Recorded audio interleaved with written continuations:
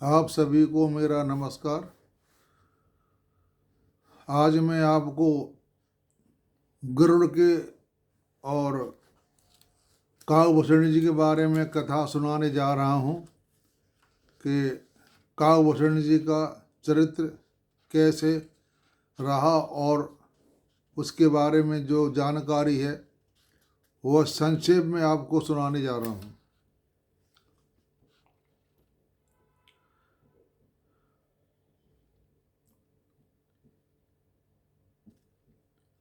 ऐसे प्रश्न विहंग प्रति कीन काकसन जाय, सो सब सादर कहत हों उमा सुनहु चित लाय।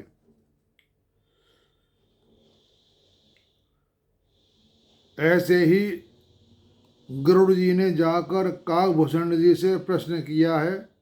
वह सब आदरपूर्वक कहता हूँ, हे पार्वती मन लगाकर सुनो। दोनों ही हरि के भक्त हैं। काग और गरुड़ किस प्रकार मिले, यह पार्वती की सीधी वाणी सुन शिवजी सुख पाए आदरपूर्वक बोले।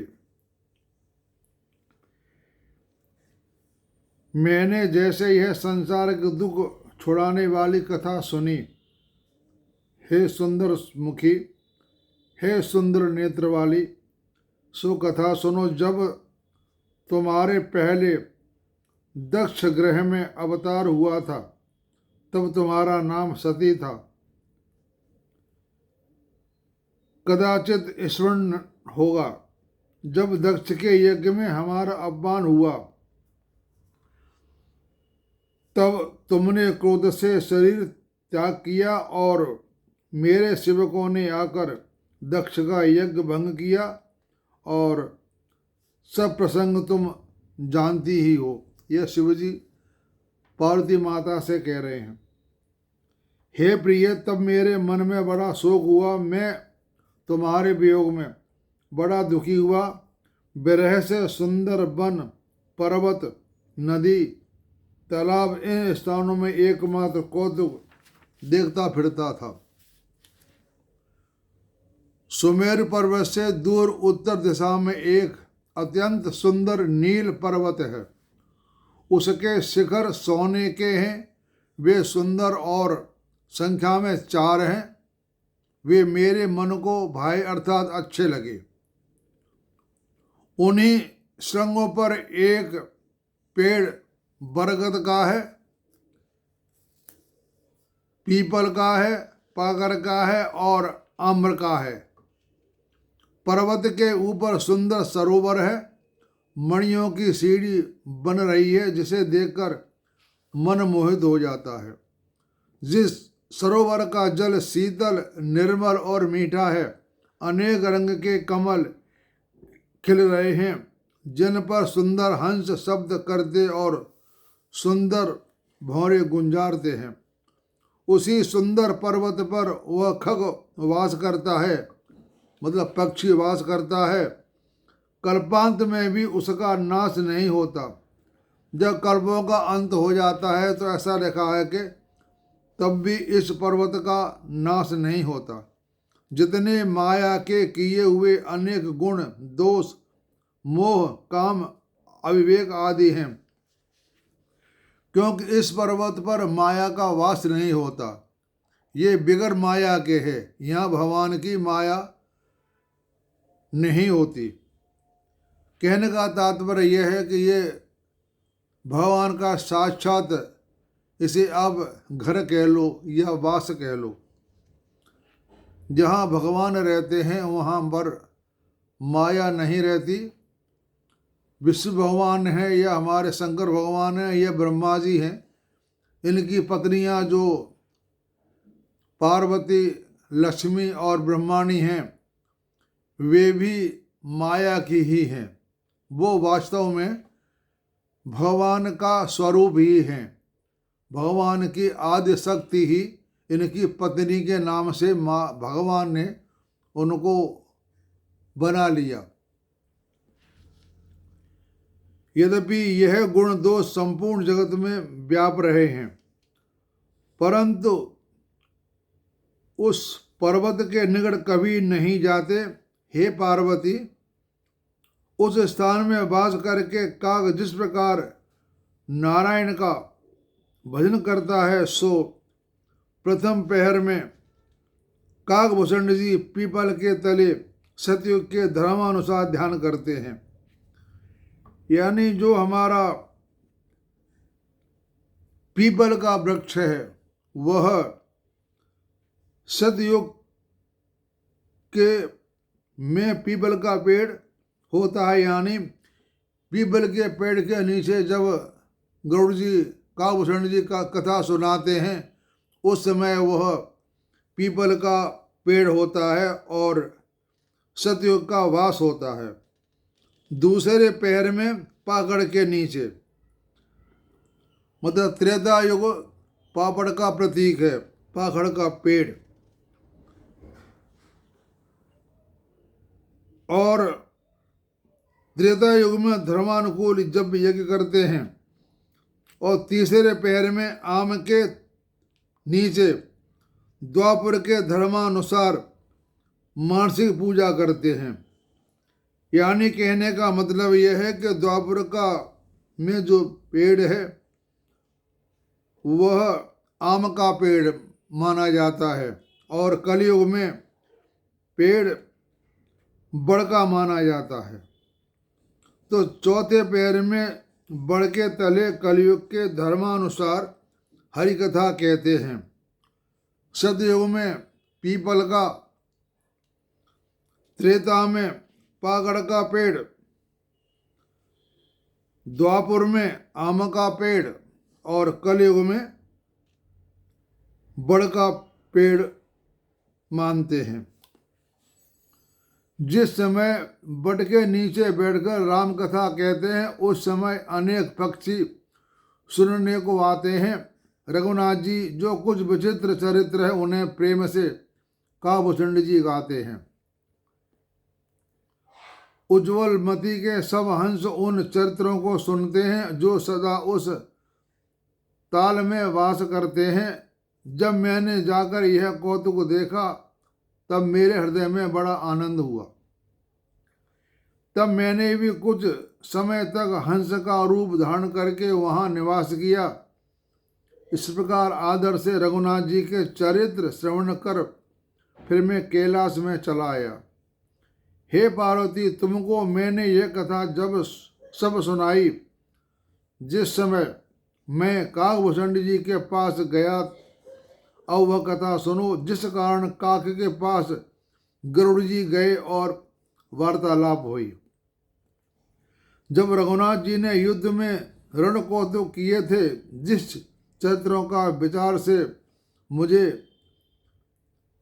बीड़ा अर्थात लज्जा आती है कि मेघनाथ के द्वारा अपने को बांध लिया, वह देख नारद जी ने नागपाश काटने को गरुड़ को भेजा।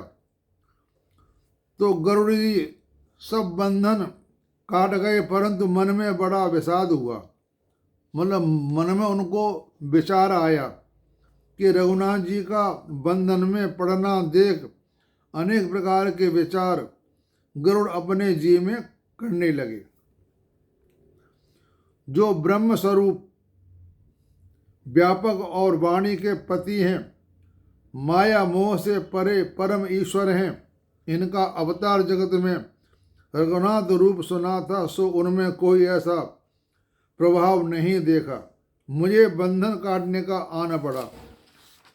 मतलब उनमें ऐसा कोई प्रभाव नहीं था और उस बंधन को काटने के लिए मुझे आना पड़ा।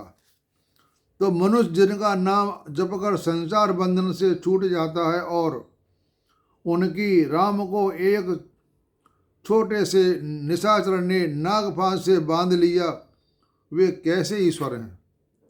तो अनेक भांति से मन को समझाया, परंतु ज्ञान नहीं हुआ और हृदय में भ्रम हो गया। खेद से दुखी हो मन में तर्क बढ़ाने से तुम्हारे ही समान वह मोहवश हो गया। तब व्याकुल हो नारद जी के पास गया और जो अपने मन में संदेह था सो उनको कह सुनाया। यह सुनकर नारद जी को बहुत दया आई और बोले, हे गरुड़ जी सुनो, रघुनाथ जी की माया बड़ी प्रबल है, जो ज्ञानियों का भी चित्त हरण करके बरजोरी से अज्ञान के वश कर देती है। जिसने मुझे बहुत बार नचाया है, हे गरुड़, वही माया अब तुम्हें व्यापी है। वो कह रहे हैं कि मुझे भी भगवान ने माया स्वरूप नचाया, अब भगवान ने वही माया तुम्हारे ऊपर फेंक दी है, अब तुम्हें माया व्याप गई है। हे गरुड़, तुम्हारे मन में महा अज्ञान उपजा है, सो शीघ्र मेरे कहने से नहीं मिटेगा। हे इस कारण हे गरुड़ जी, तुम ब्रह्मा जी के पास जाओ, जो आज्ञा दें सो वही करना। यूं कहकर रघुनाथ जी के गुण गाते हुए नारद जी चले गए और बारंबार नारायण की माया का बल वर्णन करते चले, क्योंकि नारद जी परम चतुर हैं। तब गरुड़ जी ब्रह्मा जी के पास जाकर अपना संदेश सुनाया, और सुनते ही ब्रह्मा जी ने राम को सिर नवाया और प्रताप स्मरण कर मन में बड़ा प्रेम छाया। तो ब्रह्मा जी मन में विचार करने लगे कि माया के बस में कवि पंडित ज्ञानी सभी हैं। नारायण की माया का अमित प्रभाव है, जिसके अनेक बार मुझे नचा डाला है, जानकर भी फिर भूल जाता हूँ। ब्रह्मा जी भी कह रहे हैं कि हे गरुड़, भगवान के माया ने तो मुझे भी कई बार नचा दिया है, और अब तुम्हारी बारी आ गई है। फिर स्थावर जंगमात्मक जगत मेरी ही उपजाया हुआ है, यह गरुड़ जी मोह गए तो क्या आश्चर्य है। यानी ब्रह्मा जी ये कह रहे हैं कि भगवान ने तो सभी को माया में नचा दिया है, और गरुड़ जी मोह गए तो ये कोई बड़ी बात नहीं है। फिर ब्रह्मा जी सुंदर वाणी बोले कि शिवजी महाराज आदि देव राम के महात्म्य को सम्यक प्रकार से जानते हैं। हे गरुड़, तुम शिव जी के पास चले जाओ और किसी से मत पूछो, उनसे तुम्हारे सब संदेह मिट जाएंगे। यह ब्रह्मा की वाणी सुनते ही गरुड़ जी वहाँ से चल दिए। तब गरुड़ जी बड़ी चतुरता से मेरे पास आए और हे पार्वती, तुम तो उस समय कैलाश पर थी, मैं कुबेर जी के घर जाता था। उसने आदर से मेरे चरणों में सिर नवाया और अपना संदेश सुनाया कि हे पार्वती, गरुड़ जी की विनय सहित कोमल वाणी सुनकर मैंने प्रेम पूर्वक उससे कहा, गरुड़ जी, तुम मुझे मार्ग में मिले हो, मैं तुम्हें कैसे समझाऊं। जब कुछ काल तक सत्संग करो तो तुम्हारा सब संशय दूर हो जाएगा। कहते हैं कि तुम मुझे रास्ते में मिले हो, मैं तुम्हें रास्ते में कैसे समझाऊं। सत्संग करो तो तुम्हारा संदेह सारा मिट जाएगा। तो भगवान की सुंदर कथा जो अनेक प्रकार से मुनियों ने गाई है, सो वहाँ सुनिए। कैसी वह कथा है जिसमें आदि मध्य अंत में रघुनाथ जी का प्रतिपादन किया है, जो भगवान सब में रम रहे हैं। इस कारण है भाई, जहाँ नित्य भगवान की कथा होती है, मैं तुझे वहाँ भेजता हूँ, और जाकर सुनो, सुनते ही तुम्हारा संदेह सब मिट जाएगा। तो रघुनाथ जी के चरणों में दृढ़ प्रीति होगी। बिना सत्संग के नारायण की कथा सुनने को नहीं मिलती, और उस कथा के बिना अज्ञान का नाश नहीं होता, और जब तक अज्ञान का नाश नहीं होता तब तक राम के चरणों में दृढ़ प्रीति नहीं होती। बिनु सत्संगन हरि कथा, तेहि बिन मोहन भाग, मोह गए बिनु राम पद, होय न दृढ़ अनुराग।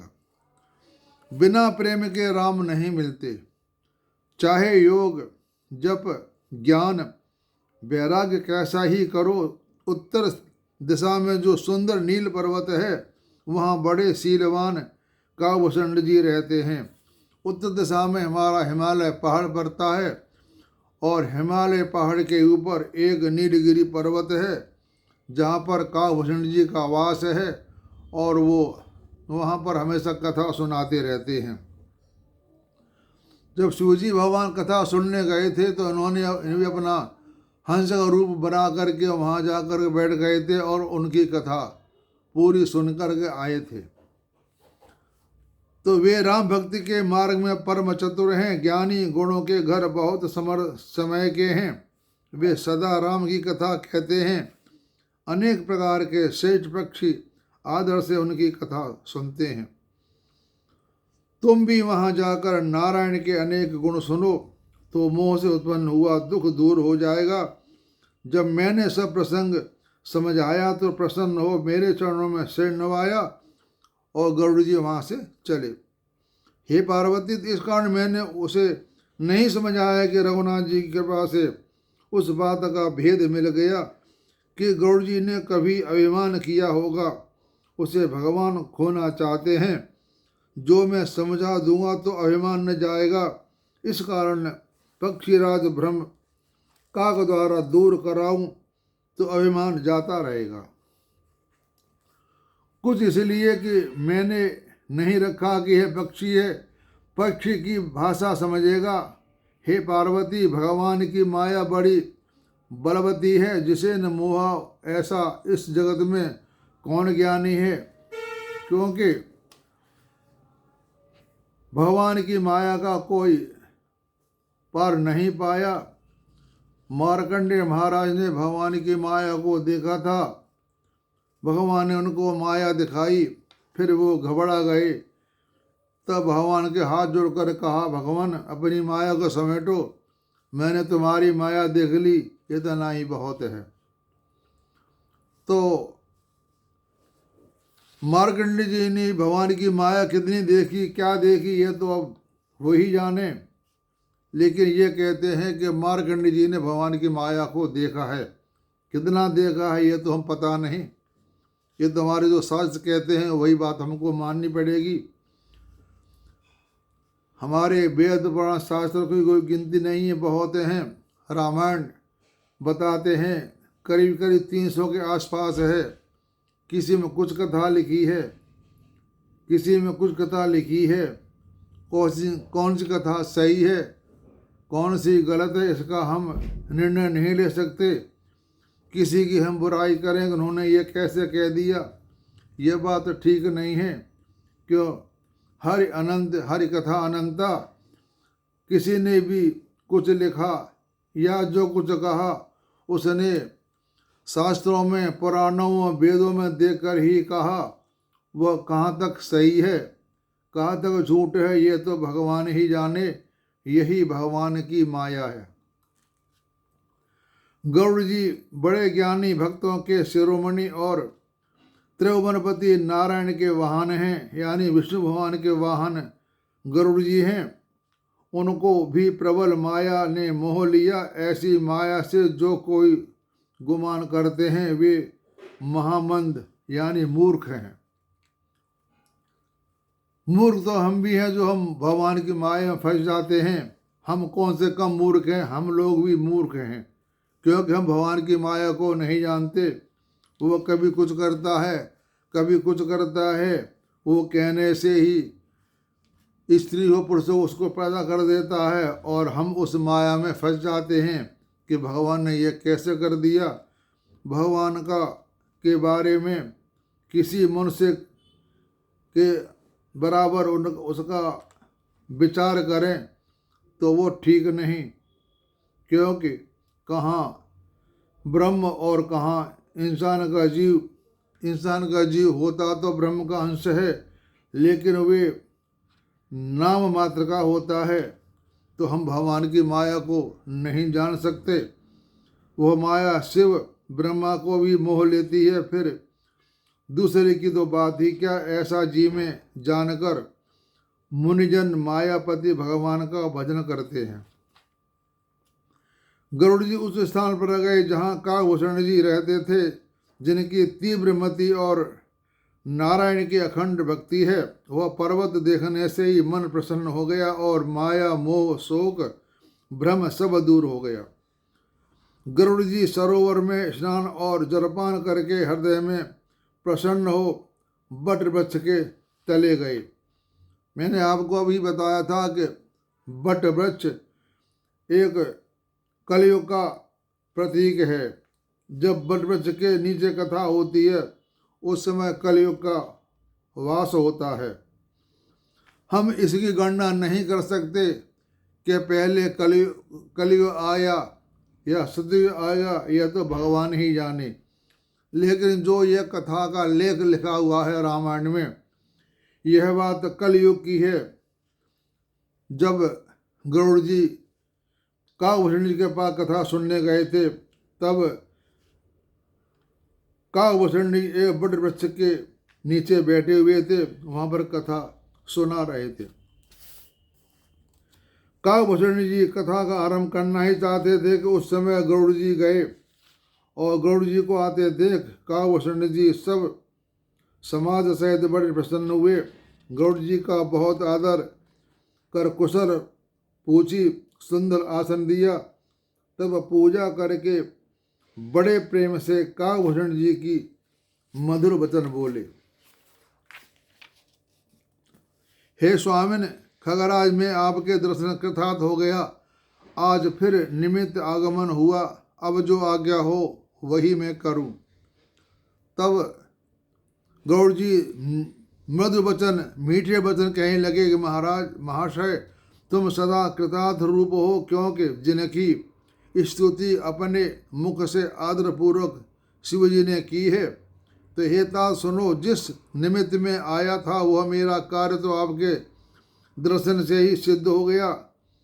आपका यह परम पवित्र आश्रम देखकर मेरे मोह संदेह अनेक भ्रम दूर हो गए।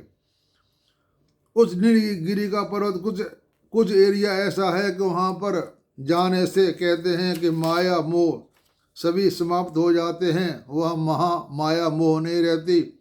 जब ये काकभूषण जी के क्षेत्र में पहुँचे, उनका सारा संदेह अपने आप ही सारा मिट गया। कोई मन में संदेह उनको नहीं रहा।